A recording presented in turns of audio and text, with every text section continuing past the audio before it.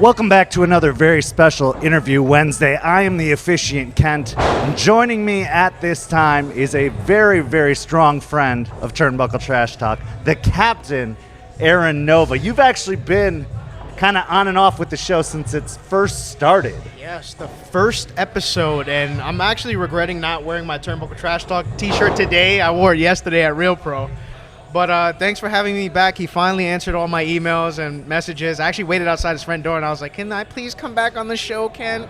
So I'm here. Well, this is actually going to be an episode all about you, finally, where we get to find out how you got into wrestling, what your origin story was, if you will, how you came up with the idea of the Captain Aaron Nova, and let's just take that whole journey. So let's go back to the very beginning and start off with, when were you first introduced to wrestling?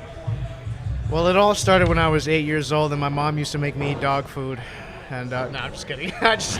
Everybody's story. What does that have to do with wrestling? I don't know. But first introduced to wrestling would have to be my grandmother on the Spanish channel. I was gonna butcher the name, but she used to watch the Lucha Libre stuff, and so that always intrigued me as a really young child, the mask and stuff like that.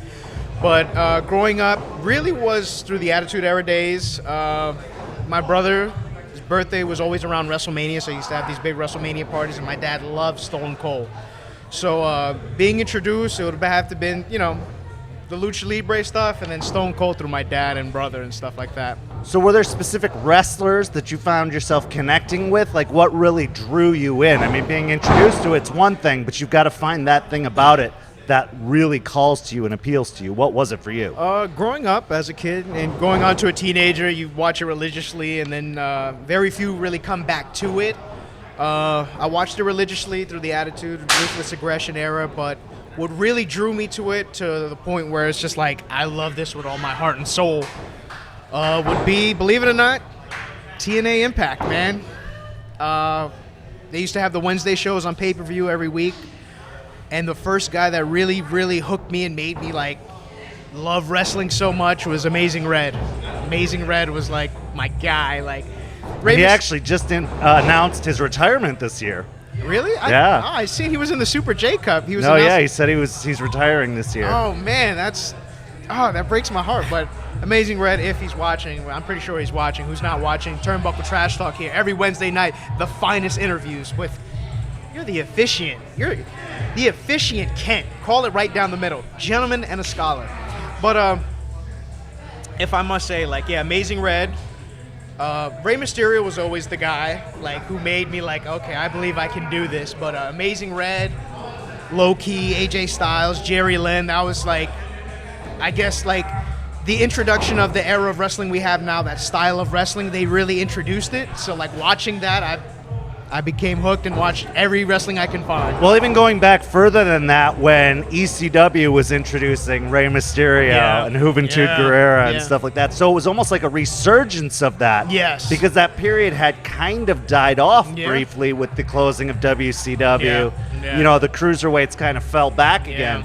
So with the introduction of the X Division, they really did bring back a high flyer style. Absolutely. So I could totally see when you say, I was into it with TNA, I get it with that regard, because WWE had kind of started drifting away from that again. Yeah, they had a cruiserweight division, but the light wasn't shined on it. I guess, when Rey Mysterio got signed back, I watched the ECW and the WCWs and the WWFs at the time, but you watch it as a show, you don't feel like you can do it yet. Rey Mysterio was that guy, and then the X Divisions came around, and then I would watch WWE in a new light when he came around, and then, Rey Mysterio took the Cruiserweight division to a whole new level, and, it became more than that for me, and I got to kind of understand, man, he can work anybody. That's the level I would want to compete in, where I can work anybody. So when did you decide, was there a particular moment or a particular, period when you were like, this is what I want to do, I'm going to actually pursue this? If anybody knows me, Daniel Bryan is my guy. Daniel Bryan's the guy. So he won the Money in the Bank, and he announced the following SmackDown that he was going to cash in at WrestleMania. So I was working at 7-Eleven overnights, and I saved every little penny I can for tickets and a rental and everything I can just to go see this moment. And he lost in 18 seconds. But right then and there... Well, and he ended up cashing in before WrestleMania. Yeah, he did so cash in. he didn't even do the cash in at WrestleMania, like you said. They pulled the trigger, and he cashed in around, I think it was TLC. But he was going into WrestleMania as champion, and I was like, I have to be there for that moment. This is my hero. This is like, I will fist fight you for this guy. But he lost in 18 seconds, and witnessing the response, being a fan of him, and everybody responding to me being a fan and losing, right then I knew, I was like, just if I can invoke that reaction through people, like on this stadium level, like I have to do this. Like, and I think that's one of the things that draws most people into becoming wrestlers or being involved in wrestling is the reaction. It's not necessarily the athleticism or anything like that. It's the entertainment medium, I feel like, makes people want to do this more than anything else. Absolutely. It literally, like Cyrus Satine said on the one episode a couple weeks ago, how sitting at WrestleMania and seeing his mom's reaction, and it's just like, then I thought back to like my dad watching Stone Cold and how he would react to this, and it's just like, you know, wrestling to casual viewers, whatever you say, but if you're in attendance, you're getting a show. So I always wanted to be a part of the show, like give people a reason to be entertained and, you know, talk about it, because you never know who you're inspiring.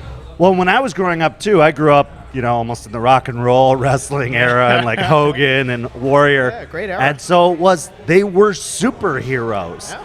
And, you know, since then I feel like that perception is dropping off more and more, and they're humanizing these people. Yes. And I'm not sure if that's a good thing or a bad thing, but like you were talking about, like, these people invoked such a reaction that was almost superhuman, not with two M's, superhuman, Whoop, whoop. that made people just want that kind of feeling, want that feeling of being a superhero. What are your thoughts on that with wrestling kind of changing the perception of wrestlers? I mean, I've even heard recently that WWE has a problem that they're not building superstars anymore, that they don't have their Rock and Austin and stuff like that.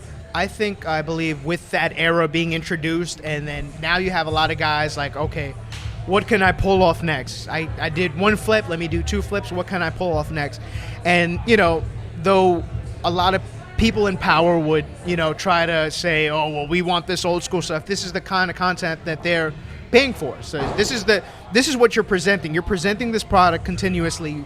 You know, it gets a great reaction, but I feel like long term, if you rely so heavily on just the one reaction, you're not getting anything long term. So if you deviate towards that long term storytelling, people are just literally coming around until somebody does something next, or we're just going to wait for somebody who used to tell this story comes back around, you know? Well, I think one of the things that's suffering recently is a lack of character, too, a lack of creativity behind the gimmick, which is a perfect segue into talking about the captain, because you have one of the most creative and almost well-defined gimmicks. You're not someone who's like, well, I'm just myself turned up to 11, or I'm just myself, you know, whatever. You're like, I just created something brand new that, yes, it incorporates elements of you, but for the most part, it's completely creatively made up. Like, it's not a lot based in reality. Yeah. So talk about what the creative process behind that was, going from training to now. First and foremost, there was a particular moment in time, like my first match in wrestling at DWI, you know, butterflies, the adrenaline's rushing, you know. I was standing in the crowd, and then I was, a guy came up to me. He's you know, he's like, what's going on with you? And I was just like, I'm nervous. I want to produce the best match possible. You know, I want the best match on the show, despite only given 5 minutes, but I want this to be the best 5 minutes of this show. And I got laughed at. You know, the guy laughed at me. And ever since then, I held on to that. And I, you know, at first, I spent a lot of time learning how to work, learn the job, try to understand, you know. And then the resurgence came, well, the captain developed. It was always a nickname I had growing up. But as far as the character itself, deviated from, okay, I'm not the biggest. I am not the most athletic. I'm not the best looking. Some might argue that. But there was a lot of schools producing these A1 level talents. And I was like, man, I could keep doing what I'm doing, but what I'm doing really isn't sticking. Like I have to leave the nest per se where I'm at right now and try to, if I can get over these other crowds. So I was like, all right, I have to really focus on my presentation. Like, what am I presenting? Like, all right, what do people like as far as in the history of wrestling? What are the most famous characters, you know? And that was the key word, character. It's like, all right, so I have to dial myself up to 11, but it's got to be more than that. I have to expand. And at the time, a huge influence was Broken Matt Hardy. In the TNA era where TNA was so frowned upon and stuff like this. But Matt Hardy created this universe, this outlandish, ridiculous, like Vanguard 1 and Brother Nero, his brother, like deleting his I truly brother. believe it's one of the reasons TNA is even still around at Absolutely. all. And statements like that, it's just like, man, if this guy was the sole reason, like I have to understand what he's doing and try to create my own. So for me growing up, I've always loved cartoons. Saturday morning cartoons and Power Rangers. You know, your Saturday morning block, every kid goes up to that. So I was just like, you know, I try to understand my audience, who's in the audience. You see a lot of ladies and a lot of their children's, and it's just like, okay, I want to be a character that can cross over into a cartoon, into host an award show or something like that. Something outlandish, like I like the outlandish side of it. And I always love space, like looking up at the stars and UFOs and stuff like that. My mom will tell you if we ever get my mom on this show. So, Mom, if you're listening, get with Kent. Not like that, Mom. Yeah. But but the competition was fierce. You had Troy Hollywood, you had Hunter Law, you had Snoop Strikes, you had all these guys like Saeed and these top level talents, and I was just like, man, you know, I might be kind of cool in this one place, but I want to be a spectacle everywhere I go. So it's just like the one thing I lacked was athleticism. In the meantime, let me work on that, but let me give something people can take home to, you know? Let me develop the character, the Aaron Nova captain character, and it really flourished at this one show. I just decided I was, you know, staying on a friend's couch at the time. I was like trying to do all this. I'm trying to get around without being able to, no means of transportation. So I jumped in the car with somebody, and they brought me to this one show, and I just wanted to watch. And they said, "All right, you know, somebody no-showed. Here's a spot. You know, would you like to get on?" Absolutely, I have my gear because who the hell is not going to bring their gear? But this was the first time I really got to try it with the Captain Aaron Nova as a heel character. So it's just like, all right, I have to watch my movements. My movements were all like, you know, I'm better and, you know, flamboyant, but kind of like arrogant and angry. Like, I'm above you, you should listen to me. So it's just like, from there, little by little, I was picking up on a number of things. And one other thing, a key factor, not only just in the ring, the promotional aspect, which a lot of guys are lacking. So it's just like, okay, everybody's in the car. Everybody has their seatbelt on, and everybody is cutting these ridiculous, like, you know, here's the prototype promo for the car promo. It's, you open up, it's me, said name, and here's the date, time and place, the name of the show at the venue. I'm going against this person who is a great person, blah, blah, blah, and competitor, but I'll show you this, you know. So I was like, no, I have to, I was seeing so much of that. It's like, all right, I'm going to do my promos in a spaceship. I'm going to green screen it. I'm going to put it in a spaceship. I'm going to mock that, but I'm going to try to create something different with this. So it's always like all my promos were a play on the average wrestling society as far as what they were doing. So it's just like, all right, you're in your car, I'm in the cockpit. All right, I'm going to do holograms, and I'm going to do teleporting. Well, yeah, the amount of effort you put into your promos makes them stand out, makes them, you know, buzzworthy and watchworthy. I was actually talking to Kiko Harris about this just a couple of weeks ago. Shout out to Kiko Harris. And, you know, though his promos are a play on that car style too, they go an extra mile by adding segments, by adding sound effects, by doing something more than just we're recording in the car. You're, you know, just using the audio from our phone.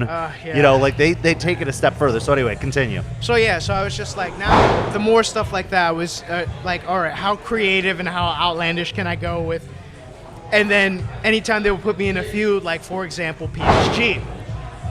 PSG is like, all right, I have to be the dark to his light. Like, how can I? Because he was the guy who was producing these promos, like these high quality, like these could have been Nike commercials. So it's just like, all right, how outlandish can I be with that? Like, a lot of the superhero movies were the topic of conversation a lot of the time. So I was like, all right, how cartoony and how superhero-esque can I be as a villain? Or villainous-esque as a character that challenge him. So I did the Infinity Gauntlet. I watched, studied a lot of different animes and space and like how to present myself, things to say, how to walk to the ring, and even with the promotion, like I did an Ant-Man one, like where I'm shrinking because like people say, oh, you're too small. PSG is like 6'3" or 6'4". It's like so I was like, all right, I can beat you at any size. I can beat you at 1 centimeter. I can beat you, like, So just like creative things like that, just so people can take.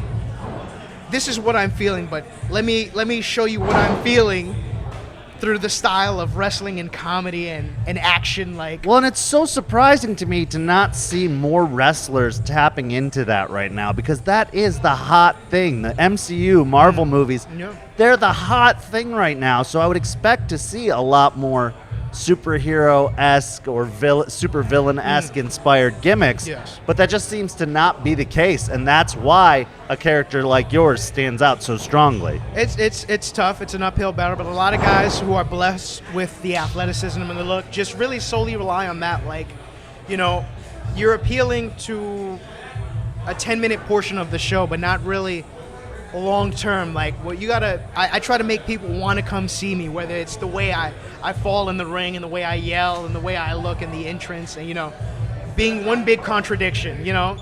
So it's kind of tough like that with guys where they feel like what I've got works now, and that's pretty much all I'm gonna just hone to.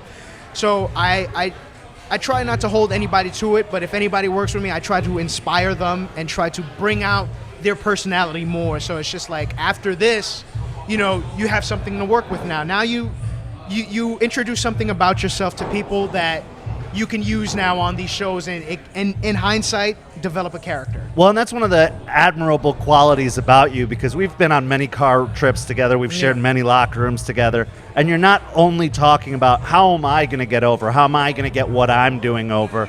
You always want to work to get someone else and yourself, get the whole match over. Like, you're always constantly coming up with ideas for, like, how can I make this person look good? Not, how am I going to make myself look good against this person? Absolutely. And it deviates, it goes back to two things. First and foremost, the Attitude Era mentality, where it was a fight for survival. They're literally scratching and clawing everybody on the card top to bottom because they were going to go out of business. So if one makes money, spots were few and far between. If you weren't on fire at the time, you were forgotten about. Exactly, and that's how I feel. Like, I go into every show like I'm about to lose my job. Like, I want them to bring me back. I have to work as hard as I can. Like, I'll make myself look good, and I'll make my opponent look good to try to get more opportunities. So people see it like that. So the Attitude Era, Stone Cold was the guy, but he wasn't the only draw on the show. So I wanted whoever I work with, I want universes to coexist so we can bring the most out of a show. Another thing is the John Cena mentality, where he can work 20 minutes with Great Khali and have a great match, a memorable match, despite Great Khali's abilities that might hold them back and stuff like that. So I would try to, if he can work around that, he's a 14, 15-time world champion. So I would like to be a 14 or 15-time world champion. So let's work together. Let's both look good, and let's both stand out on this product. So not only do the people love it, but the people in power see, like, okay, we got some with these. Like, I never knew these two can do it. So I'm always in the business to open eyes and try to create something new and try to bring the best out of people, and as well as get challenged myself. What were the biggest difficulties or roadblocks for you in training, and then what were the biggest difficulties and roadblocks for you when you actually were out there in the business? The biggest thing in training for me was I was not that athletic. I'm about to get real deep. There were times in training every Sunday we would have a blow-up training day dedicated to just cardio conditioning, and like I said, I'm not that tall, so I wasn't always picked first for basketball, and I went to school in the Bronx, so it's just like I'm not, I didn't fit into that norm because of my height. But I wasn't an athlete, and that was a huge detriment to my training and stuff like that. But I always came back and I tried to push to improve, and I used to cry on the couch like, oh my God, I'm about to die. 100 push-ups, sit-ups, and squats. Like I don't know how I'm gonna do this. Like I would sit there in tears, like I have to give up. Like I can't do this. Like this is the hard part. But I kept coming back and just trying. And then when I finally got out, things got a little simpler.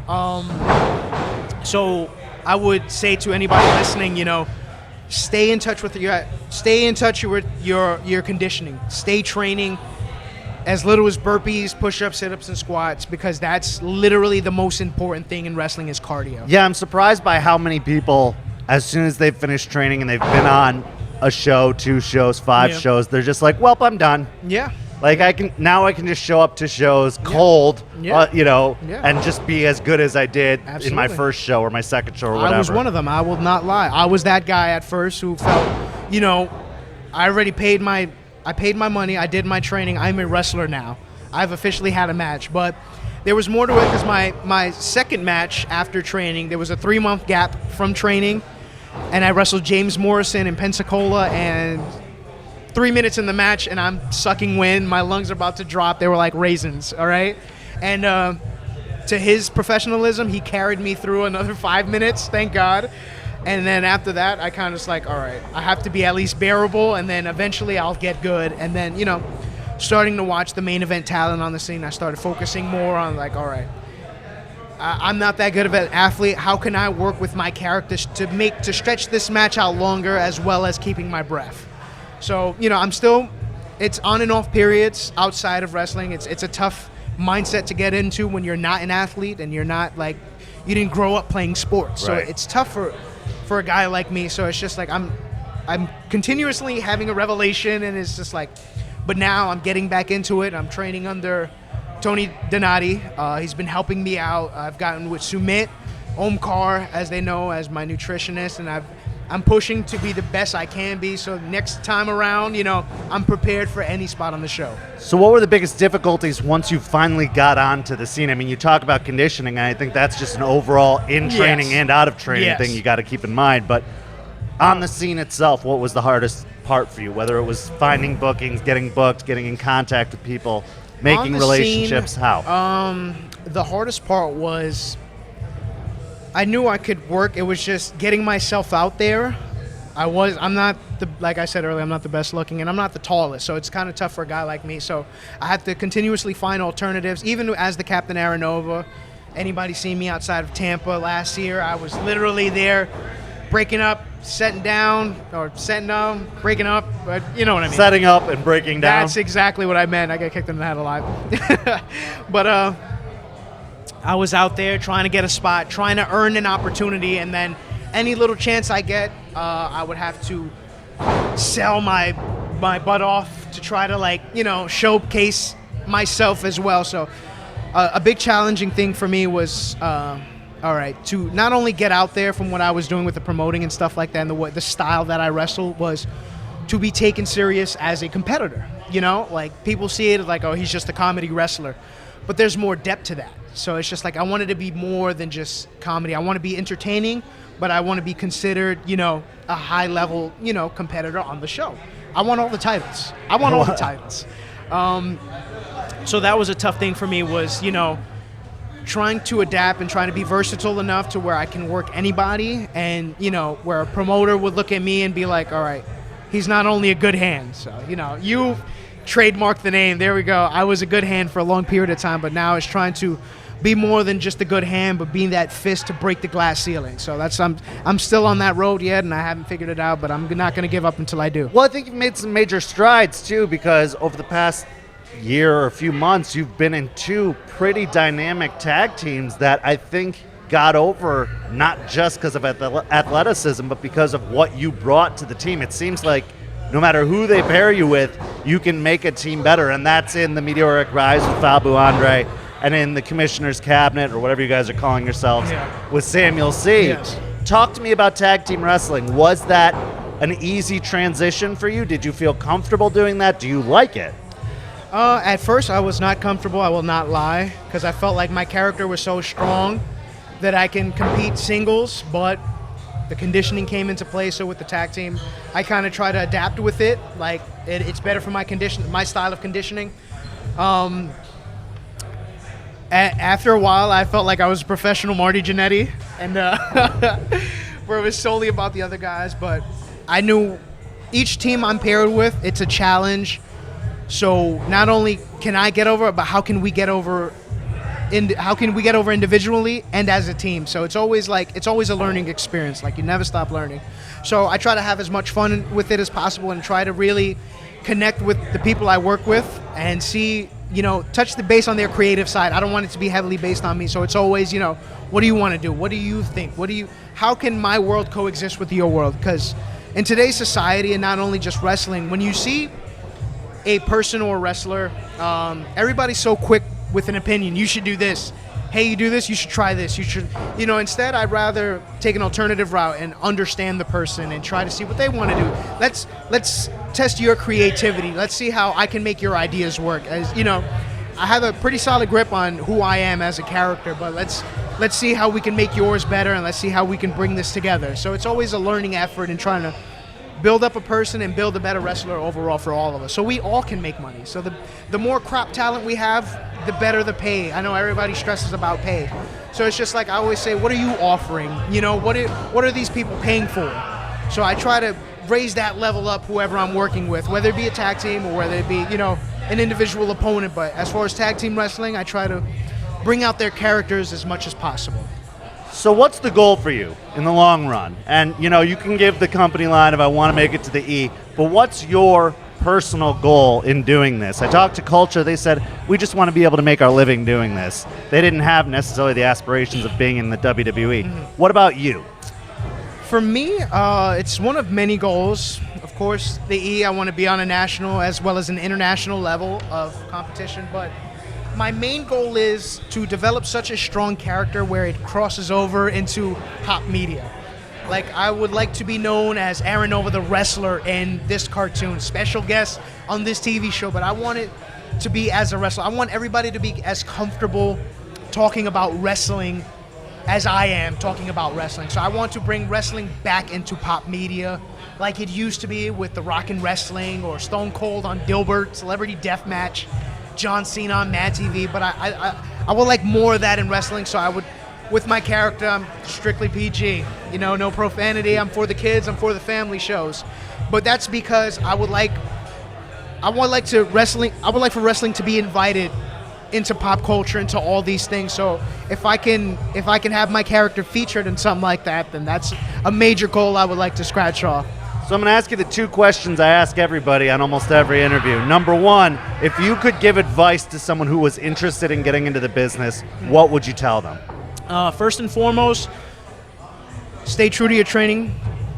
Stick to that routine. Stay conditioning to your athleticism. Stay true to that. If you can go the distance, you can go just as far as anybody. That's what that was told to me by a famous wrestler. It's just like, focus on your training and stick to that training, because your body's the vehicle. It's going to get you around. So if you stick true to that, not only that, there's a lot of threats out there, people who take wrestling color outside the lines, but there's a lot of borders they like to cross and stuff, and they'd like to per se try you. But stick true to that training, never stop learning. That'll be one. Another piece of advice, hey, trust your mind. Trust your mind and creativity. A lot of people's going to challenge that, and they're going to try to bury that. But like me, always stay true to what you believe in, and you never know whose eyes you might turn, whose heads you might turn. You just never know. If you could change one thing in the wrestling business, whether it's in the ring or fan perception or backstage, anything, yes, nothing's off limits, what would you change? The major thing I would change with wrestling is what I've been doing a lot lately is talking about wrestling openly in a high note, in a positive sense. I notice in locker rooms and just having conversations with other wrestlers how quick they have a negative perception on wrestling. So I would try to I would try to change that and try to invoke more a positive light shed on it, because recently I've been talking highly of each product I've been watching, you know, even though I'm not a part, but I want to play No, you're an too. active live tweeter about everything you watch. You know, because if we talk about what, you know, how great the Fed is, why don't we talk about that on an indie level? You know, it attracts people, and a lot of people message me like, hey, what are you talking about? Like, let me see this match you're talking about. So if I can, you know, introduce wrestling to a lot of people by talking about it on a high note, I would want people to talk about it positively, like straight positive. Say something nice. Even though if it's a crappy match, there's got to be one. That guy's gear was great. Yes, exactly. Something positive. If you can say one thing positive, you never know who might read it and might want to tune in. And more eyes on the product means what, Ken? More money for everyone. More money for everyone. So it's just like, I would just be more positive about the product you on. You know, we should be a wrestling community. We call each other brothers. Everybody has certain differences, but let's talk highly of it. Well, and I agree with you, because it's easy to get frustrated, and the more frustrated you get, the more you start to wonder why you're doing this. Yes, exactly. And if you get to the point that you have to question why you're doing this, there's something really, really wrong with it. Exactly. There should be something you can take away from every show, even if it's, man, that was a good workout, or, you know, at least I got to perform in front of 5 people or something. You know, you got to keep that positivity and that inspiration, or else you're going to burn out in this business very, very fast. Absolutely. So it's like you said, you know, performing in 5 people, some people look down on that, but these 5 people made an effort, and they stuck here despite only being the 5 people to watch this show.